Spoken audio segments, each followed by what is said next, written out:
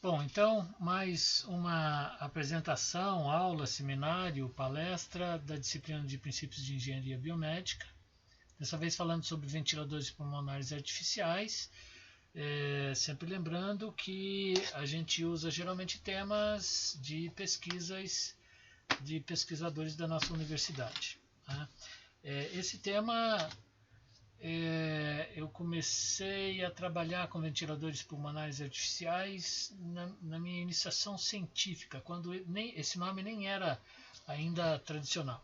Então faz algumas décadas e recentemente voltei aí para um projeto que pretendo falar em outra apresentação. Né? Então, seguindo, nós temos aqui então a fabricação de ventiladores artificiais no contexto da pandemia da Covid. A Covid-19 é a doença, né, que todo mundo está sabendo aí, a doença de 2020 que está assolando o mundo inteiro, causada pelo vírus SARS-CoV. Né, então é uma pandemia que causado pelo vírus SARS-CoV, que é o coronavírus da síndrome respiratória aguda grave, que é o SARS, né?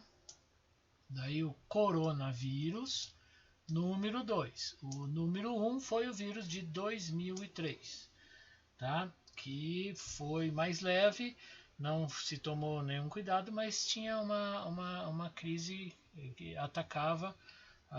Eu lembro até minhas filhas pequenas pegaram isso. Então passou aí pelo Brasil, mas sem muito alarde, né? Na primeira.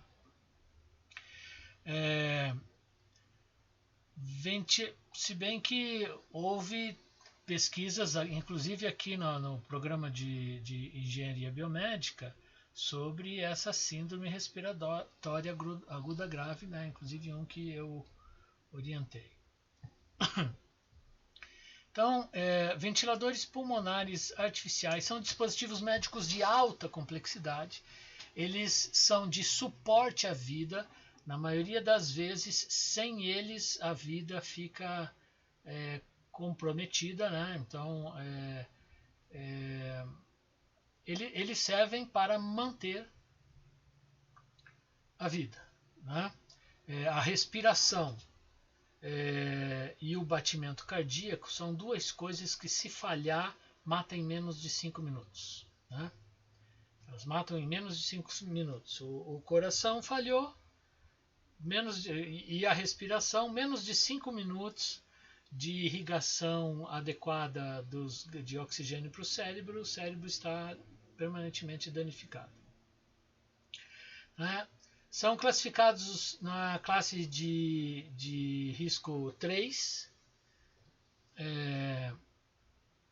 quer dizer, alto risco, conforme a resolução 185 de outubro de 2001, e devem possuir registro junto à Anvisa, que é a Agência Nacional de Vigilância Sanitária. Os grupos que existem de ventiladores, né? Então tem o ventilador pulmonar para cuidados críticos, é aquele que a gente vai cuidar do paciente em cama hospitalar, na UTI, quando a coisa está crítica, né?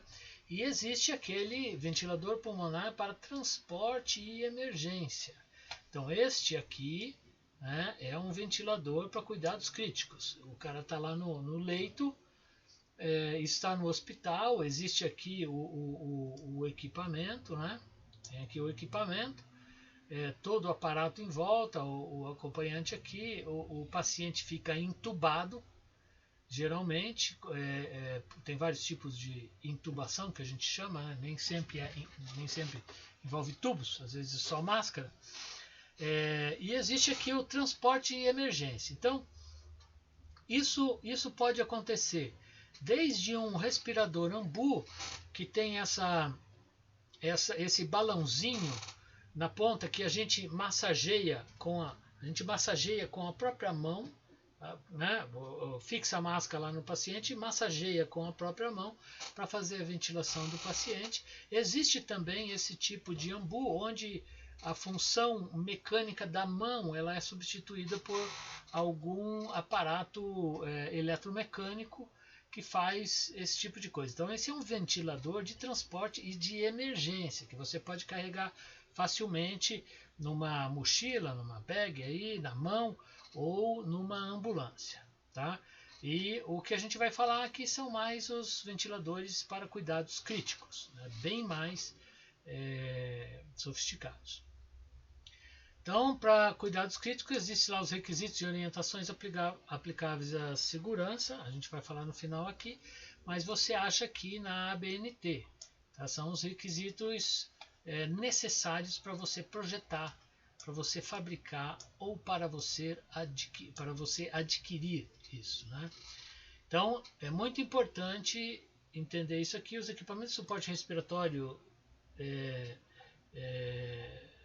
suporte respiratório e transitório do tipo AMBU, seja ou não automatizado quanto automatizado, não podem ser comparados à complexidade do ventilador pulmonar para o estado crítico. Tá? Ele é bem mais sofisticado. A Anvisa disponibilizou um passo a passo que nós vamos falar aqui, das etapas de desenvolvimento do ventilador pulmonar, que ele está nesse endereço aqui, se você quiser, está o documento aí, né? Então, as características dos ventiladores pulmonares artificiais no suporte. Por que eu estou falando da Covid-19? Eu estou falando porque neste ano, como o ventilador artificial, o ventilador pulmonar se tornou importantíssimo no tratamento dessa doença, para aqueles pacientes que entram em estado crítico, eles necessitam desse tipo de equipamento e ele faltou no mundo inteiro. O mundo inteiro tentou fazer mais, as fábricas não conseguem, algumas fábricas, até a fábrica como a VEG, por exemplo, que é uma fábrica de motor, fizeram acordos com outras fábricas e passaram a construir um modelo ou outro, então 100, 500, 1000, até 3.000 unidades de alguma outra fábrica já tradicional, geralmente estrangeira, de fabricação desse tipo de equipamento. E para facilitar as coisas, existem as normas emergenciais, né? Aquelas que são normas de exceção. Quer dizer, para esse equipamento, como ele é muito importante para um estado, uma fase crítica da história do mundo, que é essa pandemia, então existem algumas regras especiais para ele. Né? Então, quais são os modos que são necessários? Tem o modo aqui, o PCV, que é a ventilação com pressão controlada, ciclada a tempo. Ciclado a tempo quer dizer, o ciclo é em função do tempo. Tempo de inspiração, tempo de expiração. Pode existir entre o tempo de inspiração e o de expiração a pausa inspiratória. E pode existir entre o tempo de expiração e o tempo de inspiração a pausa expiratória. São tempos, são pausas. Essas pausas são tempos onde o sujeito não está nem inspirando nem expirando. Ele está sem fluxo de ar e o pulmão simplesmente está se acomodando com o ar lá dentro, tá? Numa pausa. Se você prestar muita atenção, isso é bem natural na sua ventilação. Na ventilação espontânea existe uma pausa inspiratória, né, entre inspiração e expiração, que é bem natural.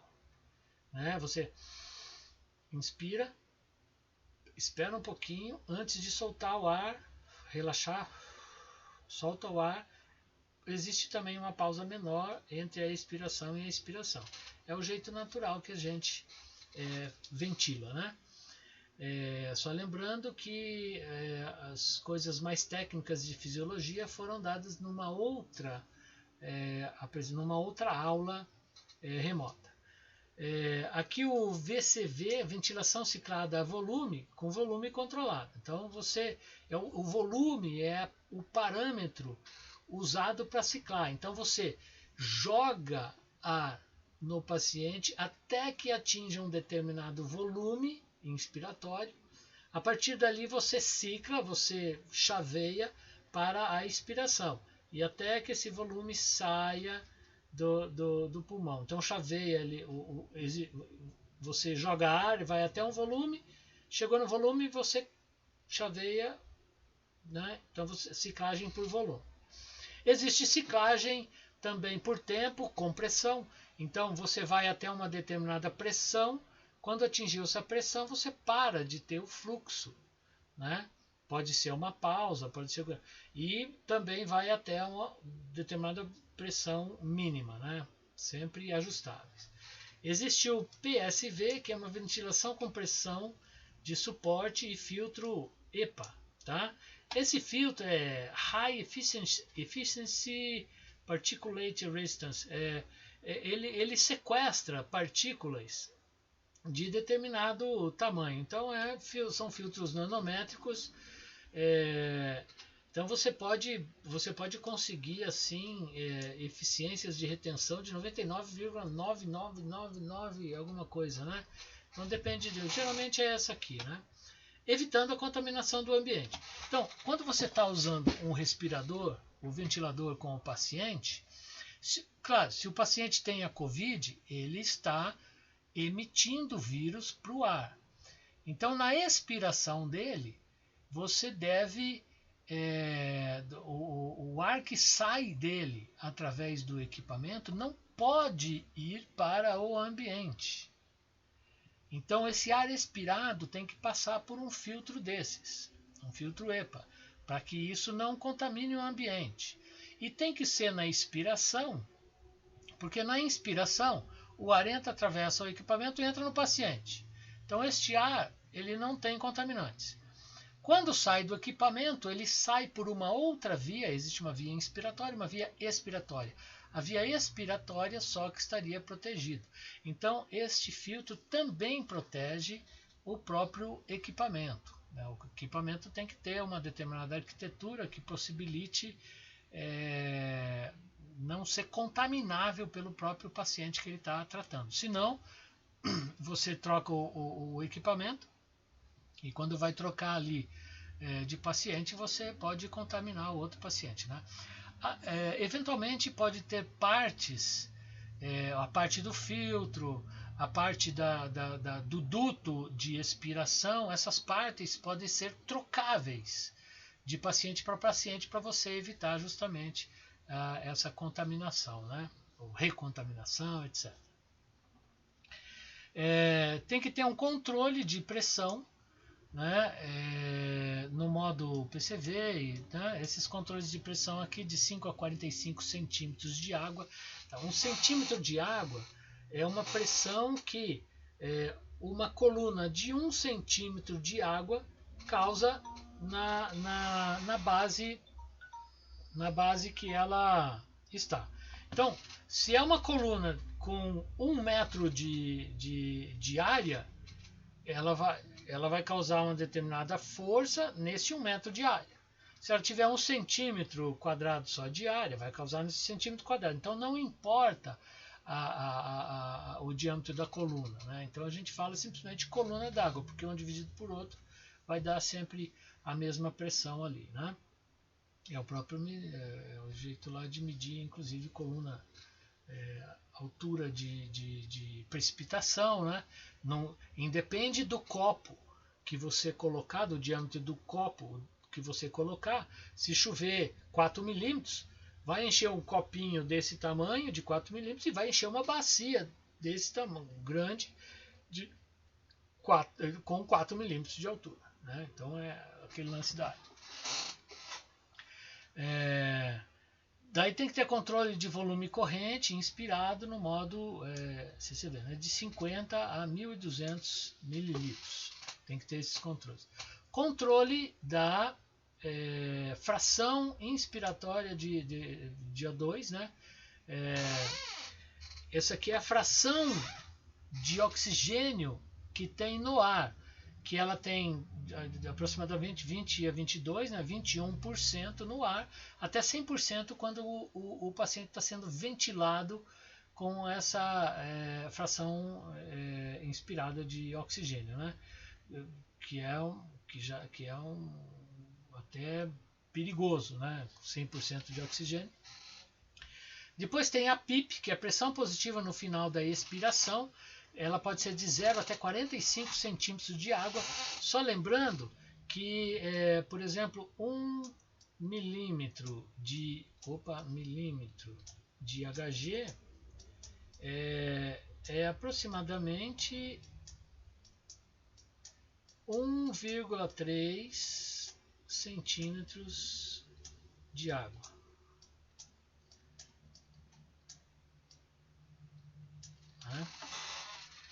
Então nós temos aí essa relação, né?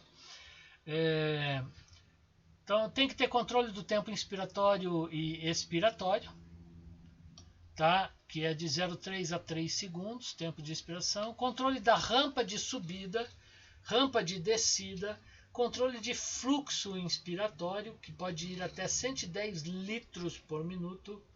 Tá?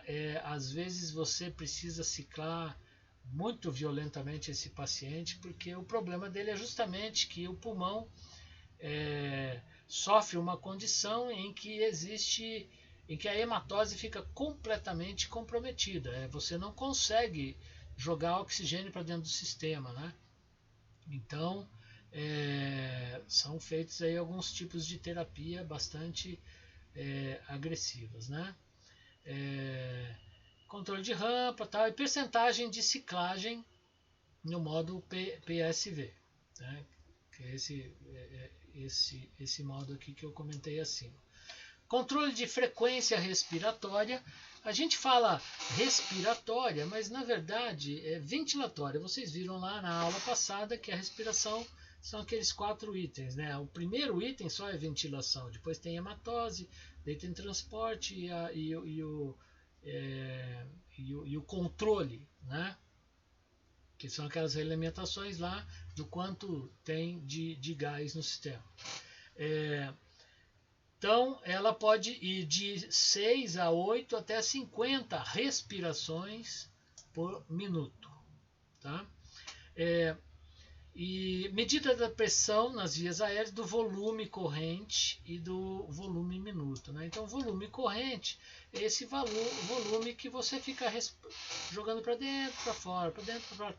Da 0,4 a 0,5 litros, né? Cada vez que a gente inspira normalmente. É bem diferente da capacidade total, que pode chegar a perto de 5 litros.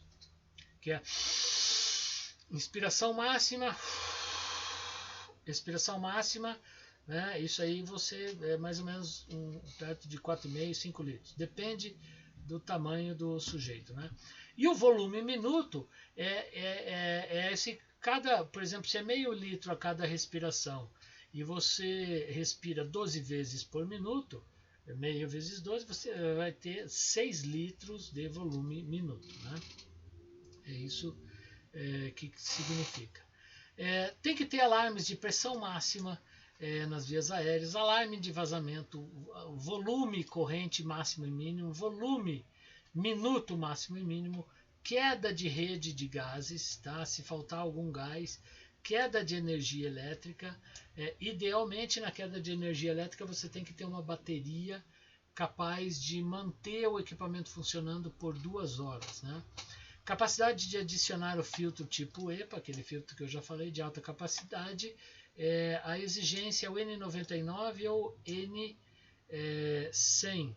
Eu acho que eu esqueci de colocar aqui, mas isso aqui é acima de 99% e o N100 é acima de 99,97%, alguma coisa assim. Eu acho que eu coloquei aqui, ó, tá?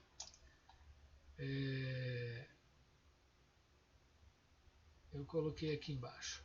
Bateria para pelo menos 2 horas, tela com curvas de pressão, fluxo e volume por tempo, né? Essas telas são obrigatórias. Espero mostrar isso para vocês nessa uma entrevista que eu vou fazer com os desenvolvedores do ventilador que está sendo desenvolvido pelo TFPR. e capacidade para realizar pausa inspiratória e expiratória, né? Então ele pode ou não ter essas pausas, mas é interessante que tenha, que sejam ajustáveis, reguláveis ou configuráveis, né? Então aqui os modos, diante de uma situação de exceção, nesse caso da exceção, as recomendações mínimas são as mínimas, tá? O modo tem que ser o PCV ou o VCV, beleza? O controle do delta de pressão, que é o diferencial ali de pressão, né? Sobre o PIP, pressão positiva no final da expiração, né? Eu acho que eu não coloquei aí, mas eu não tinha, acho que aqui eu coloquei o PIP, pressão positiva no final da expiração, né? Então só para ficar definido aí, no modo PCV de 5 a 30 centímetros de água, controle de volume corrente inspirado no modo de VCV de 50 a 700 ml. Esse M aqui está... eles erram até na norma. Ó. Isso aqui, copiei da norma, isso aqui é mililitro. Tá? Controle de fração inspirada de oxigênio, 21 a 100%, tá? O PIP, eu já tinha conversado, de 20 até 20 centímetros de H2O, de água. Controle do tempo expiratório em segundos, então é a mesma coisa do outro ali, só que essas são as mínimas, né? Então a frequência respiratória é a mesma, a medida de pressão das vias aéreas tem que ter um manômetro analógico ou digital, tem que ter a medição, né? Medida de volume corrente expirado sempre que possível. Alarme, quando for sempre que possível, significa que não é obrigatório, né? Alarme de pressão máxima nas vias aéreas, isso é importantíssimo, isso é exigência básica. Vazamento e queda de redes de gases. Possibilidade de anexar o filtro tipo EPA, quer dizer, na saída ele tem que ter uma configuração que seja possível você encaixar um filtro que você compra de vários fabricantes. Ele tem um tamanho básico lá, tipo cano, né? 3/4 de polegada, meia polegada, e você encaixa ali esse filtro. E a requisição mínima para o COVID é N99 ou N100. N99, retenção acima de 99%, e o N100, retenção acima de 99,97%. Então é bastante eficiente, né? A gente sabe que a retenção 100% é virtualmente impossível, né? E, se possível, possuindo bateria até 2 horas de capacidade. Princípios, gráficos e modalidades ventilatórias. Então eu tenho aqui alguns tipos. Eu tenho a ventilação invasiva, né? A invasiva eu invado o paciente com um tubo oral ou nasotraqueal ou uma cânula de traqueostomia, que você faz uma abertura direta aqui pela entrada da traqueia, né? Você corta a tomia, né, ali. Então, ventilação não invasiva é aquela que eu não invado, então eu só tenho uma interface com uma máscara. Então eu só fixo uma máscara, coloco uns elásticos e tem a máscara lá, né, e a pressão joga e tira ar do sujeito.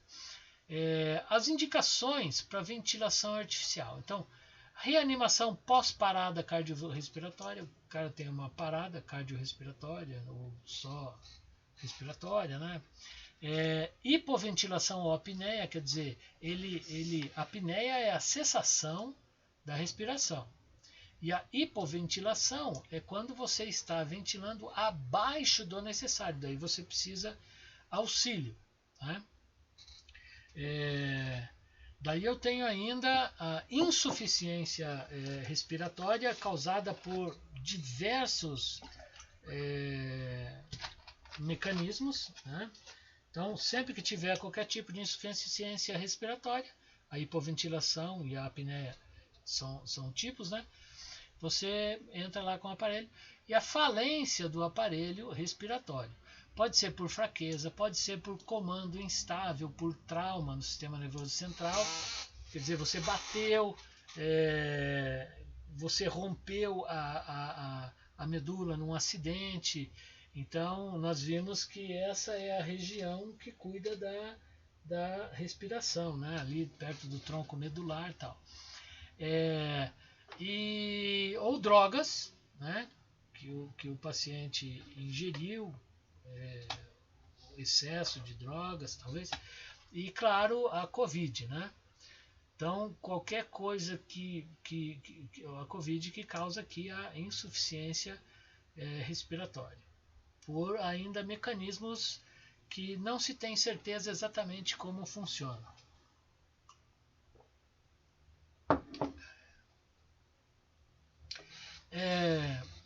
Então, esses princípios gráficos aqui são tirados desse artigo aqui, né, do Carvalho, Teufel e Franca, do terceiro Consenso Brasileiro de Ventilação Mecânica. Tá na Revista Brasileira de Pneumologia de 2007, né, número 33, suplemento 2, tá, páginas 54 a 70. Então aqui, os parâmetros que podem indicar a necessidade de suporte ventilatório. Isto aqui é o que é considerado normal. Então a frequência respiratória de 12 a 20. Isso aqui é em RPM, né? Então aqui eu tenho respirações por minuto, tá?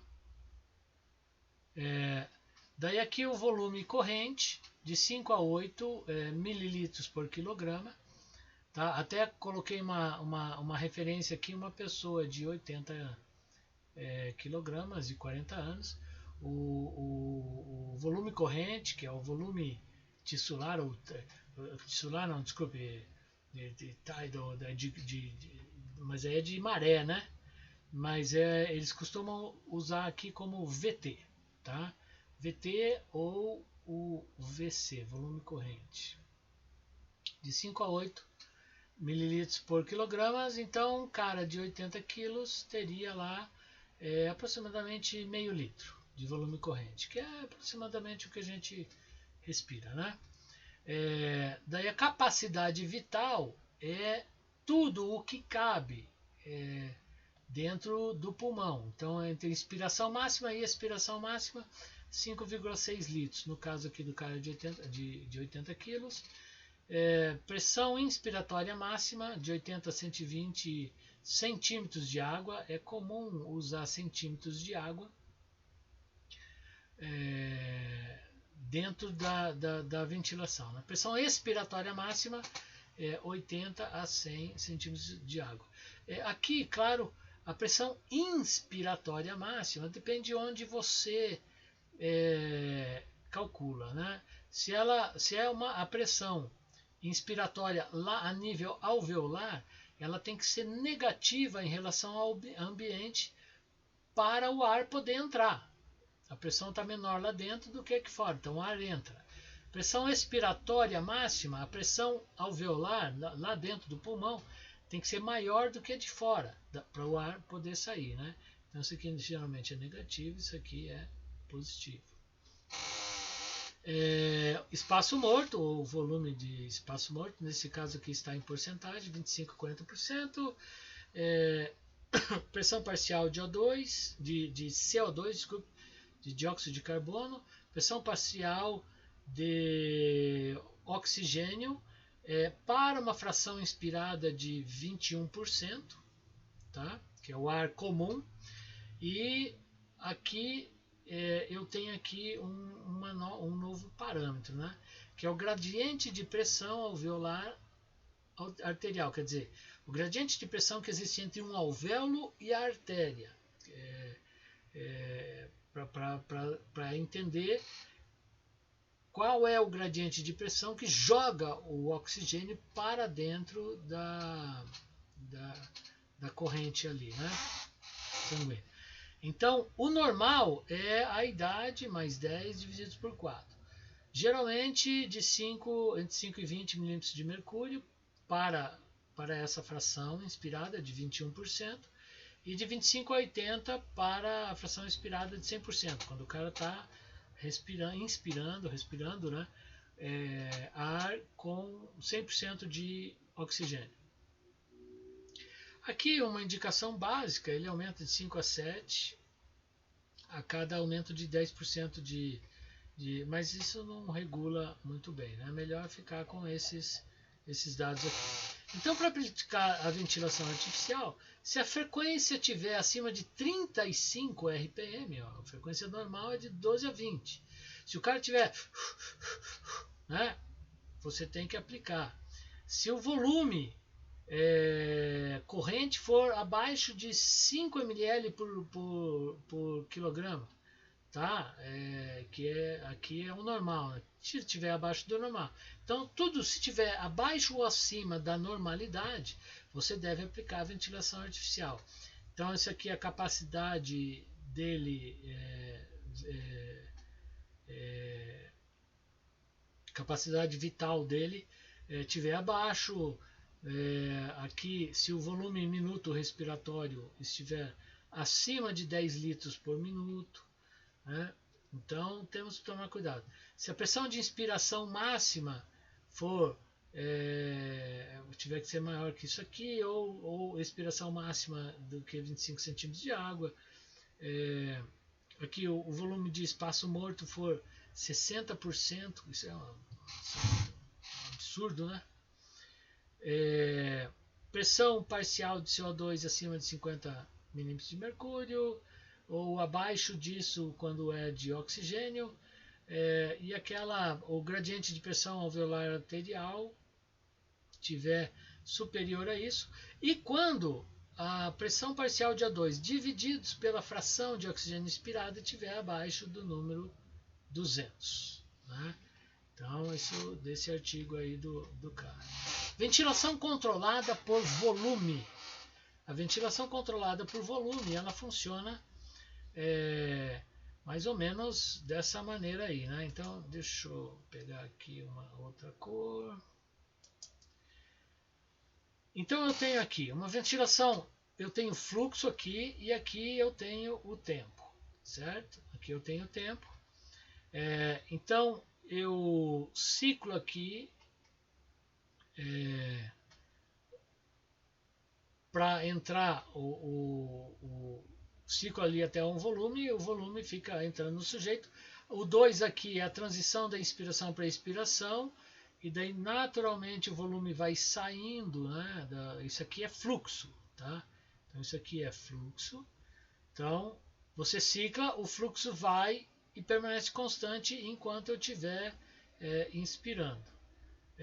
Depois você cicla, ele naturalmente vai saindo por causa da compliância pulmonar, ele vai saindo até acabar, até você chegar no ciclo de expiração para inspiração, né? Essa linha em azul aqui é a ventilação espontânea, ó. É como a gente normalmente respira. Então o fluxo fica positivo, né? Positivo é quando ele está entrando, e quando ele está sendo negativo, o negativo é mais ou menos da mesma maneira, né? E esse aqui claro, não é uma onda quadrada, né? Sempre lembrando aqui que o período que você inspira é o período inspiratório e esse é o período de expiração. Nesse caso de curva eu não tenho as pausas inspiratórias e expiratórias, né? Curva de pressão. As formas de onda de fluxo, por exemplo, essas formas que eu tinha aqui, que essa forma aqui, ó, elas podem assumir outras formas dependendo de como eu configuro o meu equipamento. Então pode ser quadrada, como eu mostrei ali, pode ser uma quadrada descendente, uma quadrada ascendente, ou pode ser uma forma aqui arredondada, ou senoidal, ou sinusoidal, como algumas pessoas gostam de falar, né? Aqui eu tenho então uma curva de pressão por tempo, tá? Então esse aqui é aquela VCV, Só para vocês lembrarem aqui, ó, VCV é ventilação ciclada a volume com volume controlado. Tá? Então, esse VCV, você pode ver que existe uma pressão zero, e a pressão, você aplica uma pressão positiva e o cara inspira. Daí retira essa pressão e até o ar sair do pulmão, essa pressão fica decrescendo. Então, é uma ventilação sempre feita acima do nível, acima da pressão zero. Tá? Como a gente viu lá, o único equipamento que cicla com pressão negativa é o pulmão de aço, que é aquela câmara que eu mostrei para vocês na outra apresentação, na outra aula, que envolve todo o corpo do cara e só fica o pescoço e a cabeça dele para fora, né? E a ventilação espontânea, natural, é essa aqui, ó. Existe uma pressão na inspiração, então eu tenho aqui, ó, essa fase aqui é de inspiração e essa fase aqui é de expiração.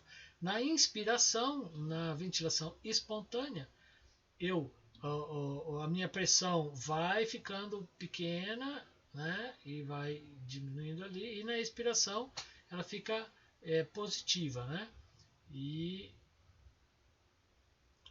para você expirar. Isso aqui, claro, medido lá como se fosse pressão alveolar dentro do pulmão. Modalidades ventilatórias convencionais. Ventilação controlada ou mandatória controla completamente a ventilação. Tá? Ela é mandatória, ela é impositiva, ela impõe.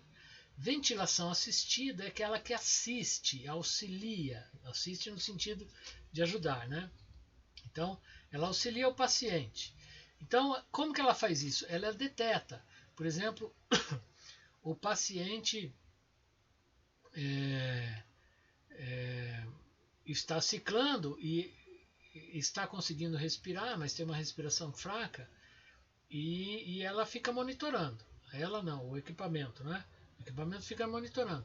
De repente, ele tem ali um espasmo inspiratório porque ele está precisando inspirar. Daí entra o ventilador e coloca um ciclo inspiratório mais profundo para regular isso, né? Pode ter expiratório ou não. Então, ele consegue detectar a atitude ventilatória do paciente. Ou às vezes ele está impondo uma inspiração e o paciente dá um pulso tentando expirar. Ele para a ciclagem da expiração e libera para o paciente expirar. Então ele detecta a atitude de inspiração ou expiração do paciente e fica auxiliando no que for possível, né? Ventilação, então, mandatória contínua é aquela que continuamente fica impondo uma ventilação. Ela pode ser por volume controlado ou por pressão controlada. Tá? Aqui eu só tenho volume controlado. Tá? Por pressão controlada, eu teria aqui alguma coisa, se eu tivesse a pressão aqui, eu teria lá uma coisa, se fosse uma pressão controlada, ela teria um limite de pressão. Então, né, e ficaria controlada aqui num limite. Esse limite de pressão aqui é um limite que eu posso regular no meu equipamento, né? Ventilação mandatória intermitente, quer dizer, tem e não tem. Às vezes tem, às vezes não tem, né? Ela pode ser sincronizada com volume controlado, sincronizada com pressão controlada. O que quer dizer sincronizada? Significa que o paciente ali fica, né? Eu tenho ali, então o paciente fica lá respirando, inspira, expira, inspira, expira. De repente eu faço um controle ali, né? Inspira, expira, daí ele volta a respirar normalmente. Então aqui o meu equipamento fez a sua intervenção. Então ele fez uma inspiração mais profunda, deixou o sujeito expirar, né? E tem também aquela associada a uma pressão de suporte, né? Uma respiração, aqui é ciclada, tá? Desculpem, pelo paciente, fornece uma pressão expiratória adicional de suporte. Então, você fornece ali um pequeno valor de pressão positiva para melhorar a terapia ventilatória. O CPAP é a pressão positiva contínua nas vias aéreas. Significa que, aqui quando eu mostrei, ó, isso aqui é o zero. A maneira fisiológica de respirar, você tem pressão positiva e pressão negativa em relação à pressão atmosférica, aquela que está no meio ambiente. Isso é a maneira natural. O CPAP é um tipo de pressão positiva contínua, quer dizer, sempre vai estar, né, acima daquele limite. Então, ele realiza a respiração sempre nessa área aqui, tá? Sempre acima. Isso garante que a pressão média no pulmão do sujeito seja diferente de zero, seja positiva. Isso aumenta a capacidade de hematose, de jogar o oxigênio para dentro do sistema. Então tem lá, ela pode ser durante todo o ciclo respiratório, pode ser espontânea e não assistida. O paciente ventila espontaneamente sob uma pressão positiva fornecida pelo ventilador. Quer dizer, ele pode respirar normalmente e acima daquela respiração, numa máscara, por exemplo, eu tenho uma respiração contínua. O que isso quer dizer? Quer dizer lá, se eu tenho um limite aqui, tá? Eu coloco aqui um limite médio de pressão e o paciente cicla em cima dessa pressão, ó, né? Ele fica aqui, para cima e para baixo dessa pressão. Na verdade, fica toda a ventilação, que pode ser até espontânea dele, mas grampeada, para usar um termo de engenharia nosso, acima ali, em pressão, né? O artigo seguinte contém os modos ventilatórios de vários ventiladores comerciais, que é aquele artigo ali que eu falei, do Jornal Brasileiro de Pneumonia, de Pneumologia, desculpe. Então lá tem uma tabela gigantesca dos vários tipos de equipamentos encontrados atualmente no mercado e com quais modos ele funciona. Então, se alguém tiver interesse, é só procurar essa referência. Desenvolvimento e regularização de ventiladores pulmonares é um documento da Anvisa, né, de abril de 2020, final de abril, né, então praticamente de maio, né, a ser adotado na emergência da Covid-19. Tá? Então, isso aqui, esse documento, ele fala sobre isso aqui, desenvolvimento de projetos de produtos de saúde, conforme a Anvisa, né? Então, eu tenho ali a necessidade do usuário e paciente. Então, surgiu a necessidade durante a Covid de fazer ventiladores, tá? Daí eu tenho que pegar os dados de entrada do projeto, tá? Que são... na verdade, isso aqui deveria servir para tudo, né? Antes de você fazer um projeto, você tem que saber tudo que ele tem que satisfazer. São os dados de entrada. Ele tem que ciclar assim, assado, com que frequência, com que amplitude, ele tem que ter que tipo de alarme, que tipo de limite, que tipo de cuidado, que tipo de segurança, né? Daí tem o desenvolvimento em si do projeto. Tá? Daí tem os dados de saída. Que são os dados de saída?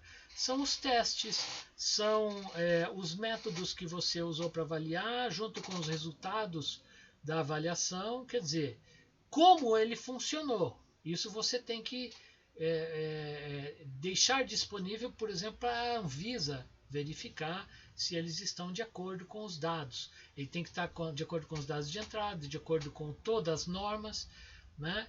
E daí isso cria lá o dispositivo médico. Todas essas etapas sofrem revisões, é óbvio, revisões constantes. Tá? Geralmente você, em um décimo ou 5% do tempo de criação de um produto, você já chegou no protótipo. O resto é melhoria e coisas que você faz para tornar aquele protótipo que já está se mostrando satisfatório, até ele chegar num dispositivo médico confiável e que seja capaz de passar pelas exigências dos vários organismos que vão certificar, homologar e verificar se ele está de acordo com as normas, né? Claro, chegou no final, você tem que ter a validação de acordo com as necessidades, tudo. Então esse aqui é mais ou menos o ciclo de vida de um projeto de um equipamento, né? O passo a passo da Anvisa é esse aqui, ó. Viabilidade, regularização da empresa, controle e tal. Deixa eu ver aqui se eu acesso esse próprio documento da Anvisa. Então é esse aqui. Tá. Então aqui ele tem essa viabilidade de regularização da empresa, tá? Então o que o projetista precisa? Num caso normal, ele tem que ser autorizado e licenciado, tá? Tem que ser um engenheiro, né? Não pode ser qualquer um, ou pelo menos ser autorizado, ele tem que ter autorização, né? Você tem que ter a AF aqui do projetista, do fabricante, né? A AF aparece em tudo. A AF é uma autorização de funcionamento para aquele fim, né? Daí tem que ter a licença sanitária, tal. O fabricante então tem que ter certificação de boas práticas de fabricação. Nem toda empresa tem. Por exemplo, se a UTF desenvolve um equipamento, ela não vai produzir. Então tem que se juntar a uma empresa que tem certificação de boas práticas, né, de fabricação. Tem que ser emitido pela Anvisa, tal. Então isso aqui, se você precisar, tá tudo aqui o que precisa. Aqui embaixo são as normas, né, que estão relacionadas, e aqui também as normas que estão relacionadas com isso aqui. Com cada um desses passos. Passo 2, controle e desenvolvimento do projeto, registro histórico do projeto. O fabricante aqui não faz nada. O projetista define o conteúdo do registro histórico, estabelecimento do programa e gerenciamento de riscos, definição do início do controle e de controle de mudanças do projeto, documentar o plano do projeto. Tá? A Anvisa só certifica a conformidade por inspeção, né? As normas. Passo 3, controle e desenvolvimento do projeto, documentação de dados de entrada. Então, o que são dados de entrada? Tá? Aqui são as normas. Então, definição dos requisitos físicos e de desempenho do produto. Tá? Inclusive, avaliação de biocompatibilidade, segurança elétrica, compatibilidade eletromagnética, entre outros. O que é? Existe o requisito físico, por exemplo, eu tenho que ciclar tanto por tanto, isso é um requisito físico. Mas eu tenho também o de desempenho. Tá? Para eu ciclar, eu preciso de uma válvula. Não adianta eu fazer um negócio que cicla excepcionalmente bem, mas a válvula aguenta só, por exemplo, 4 dias. Como é o caso da maioria esmagadora das válvulas, elas não aguentam funcionar por tanto tempo quanto o necessário que um ventilador precisa, de tempo constante. O tratamento típico aí é 1 semana do paciente da Covid, desculpe. Né? E 1 semana esse negócio ciclando não é qualquer válvula que aguenta. Né? Então isso aí são características, requisitos de desempenho.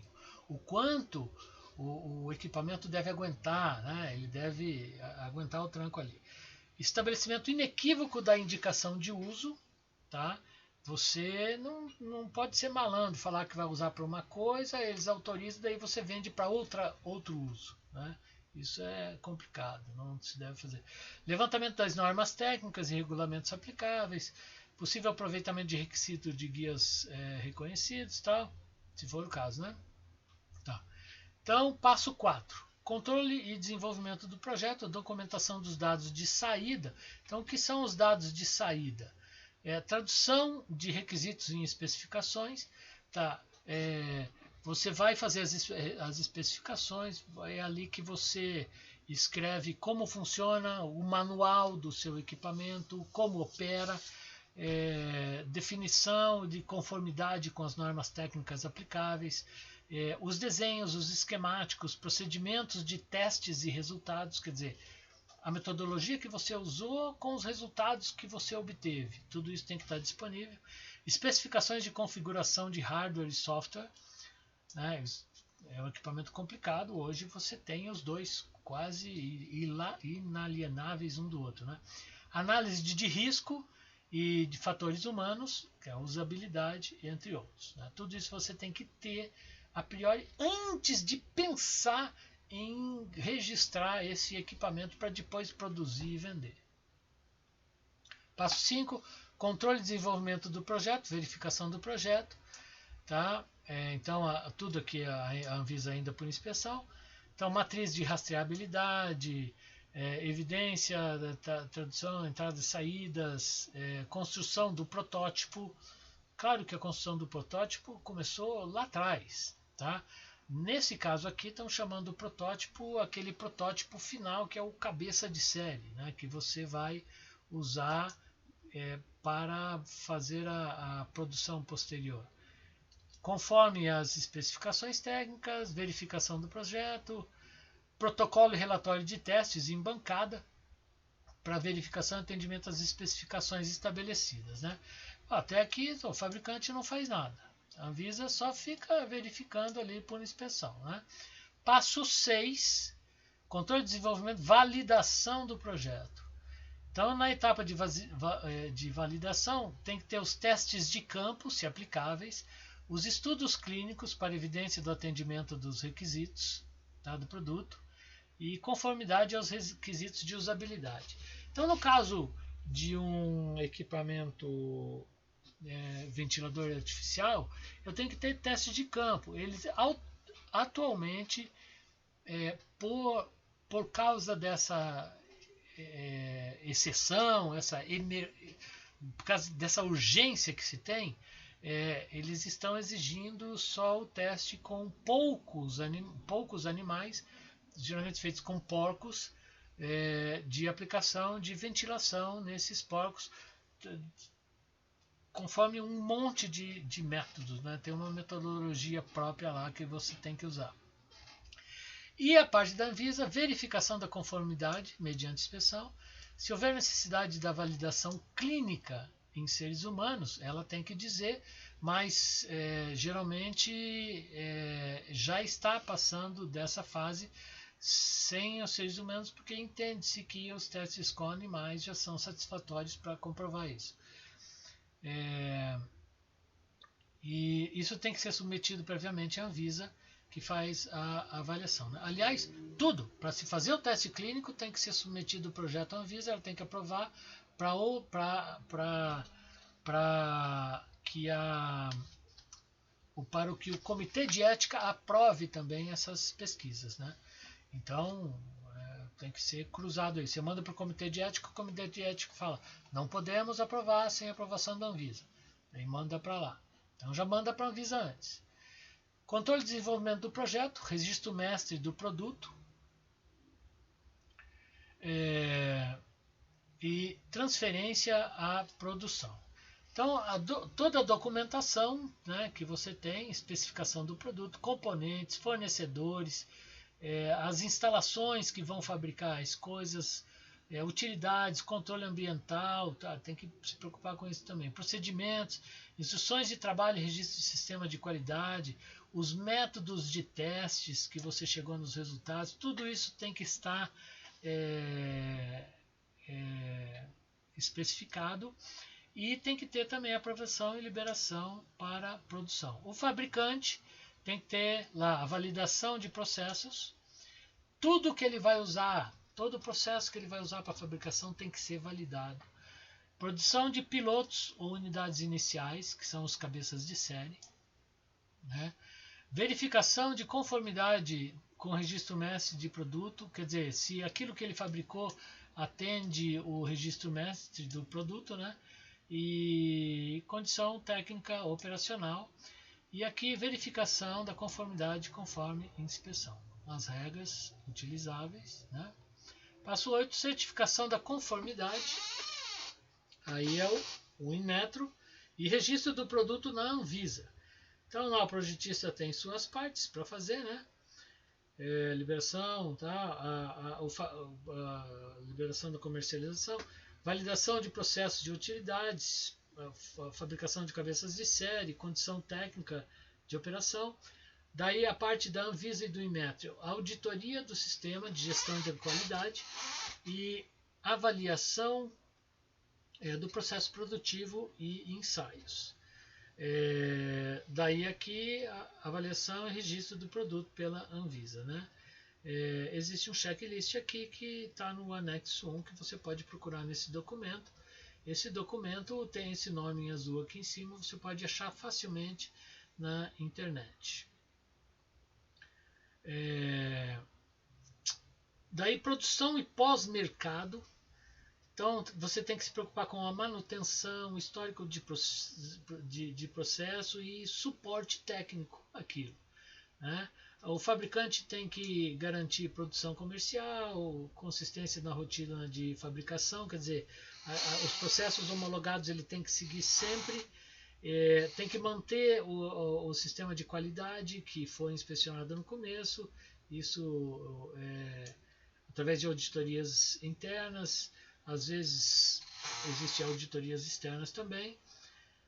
E a Anvisa, tecnovigilância e monitoramento de mercado, tá? Ela cuida da renovação de certificados e boas práticas de fabricação do fabricante, né? Renovações do registro do produto a cada 10 anos. Então tem que se preocupar com tudo isso. Beleza? Esse é o anexo 1 que tem o checklist para registro do produto na Anvisa, né? Se você precisar, você para aqui ou acesse o documento que eu já disse como você acessa, né? Então, voltando aqui à apresentação, que já está no fim, eu tenho ali ainda a da ABNT, ventiladores pulmonares para cuidados críticos, então requisitos de orientações aplicáveis, da segurança e de desempenho, então segurança e desempenho do projeto. Não adianta só ele funcionar, ele tem que funcionar a contento, com uma certa durabilidade, né?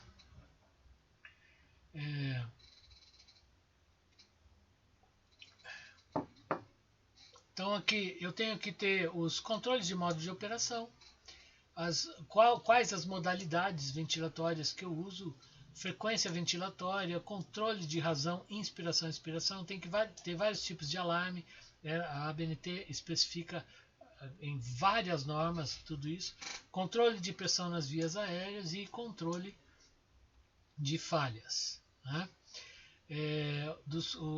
Esse aqui, controles ventiladores pulmonares para cuidados críticos. Alimentação elétrica, né, deve suportar aí qualquer entrada de energia elétrica da rede brasileira, né, no caso da ABNT, e bateria caso falte a energia elétrica. Tem que ter também alarme para nível de bateria. Modalidades diversas, dependente da necessidade do tratamento, tá? A COVID exige determinados tipos. O controle de fluxo e pressão com precisão estabelecida, junto com os alarmes. Alarmes diversos com especificações de todos os tipos, informações de tipos e configuração desses alarmes, de máximo e mínimo de cada alarme. Monitoramento de parâmetros, principalmente gases O2 e CO2. Controles e alarmes para razão IE, né? Inspiração e expiração, requisitos mínimos de controle de limpeza e desinfecção, isso já é, cada pós-uso, ele deve sofrer uma intervenção de limpeza e desinfecção, troca de peças, se necessário, e etc. Tudo isso tem que estar especificado na informação lá sobre o equipamento. Deve possuir prevenção contra ajustes incorretos.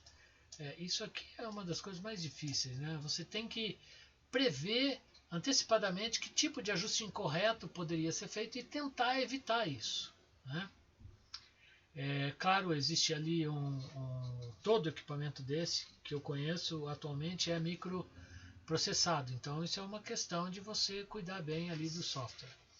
E deve possuir o controle de umidificação. Tá? Geralmente o ar que é entregue na rede de ar e oxigênio, geralmente existe uma rede de ar e uma de oxigênio e um equipamento chamado blender que faz a mistura desses dois. Então se for o ar já tem os 21% de oxigênio. Se eu precisar de alguma coisa mais do que isso, você aciona o blender e ele aumenta lá a percentagem de oxigênio na mistura, né?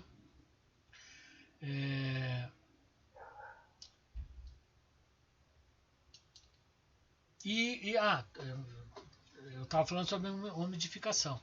Esse ar ele vem seco por esses canos, então você tem que umidificá-lo, tá? E em algumas situações pela própria expansão, o ar vem frio também, né? Então, isso não é obrigatório, mas seria desejável que se aquecesse também, né? Esse ar. Normas colaterais, cuidados contra as perturbações eletromagnéticas, né? Então, esse equipamento deve ser capaz de suportar perturbações eletromagnéticas, porque ele não é um grande causador de perturbação eletromagnética, a não ser pelo chaveamento de suas válvulas, né? Que isso joga um pouco de ruído eletromagnético para o ar. Então ele tem que satisfazer tanto a emissão quanto tem que ser capaz de não sofrer perturbação por sinais eletromagnéticos que venham, né, até ele. Usabilidade e fatores humanos, segurança e desempenho, né, tem que satisfazer. Controle em malha fechada, o controle tem que ser em malha fechada, isso é uma exigência para os bons ventiladores. E o gerenciamento de risco. Tá? É isso que eu tinha aí para falar para vocês. Desculpe correr tudo aí, e se tudo der certo, teremos aí uma entrevista com o pessoal que projetou o ventilador da UTF-PR. Tá? Até mais para vocês.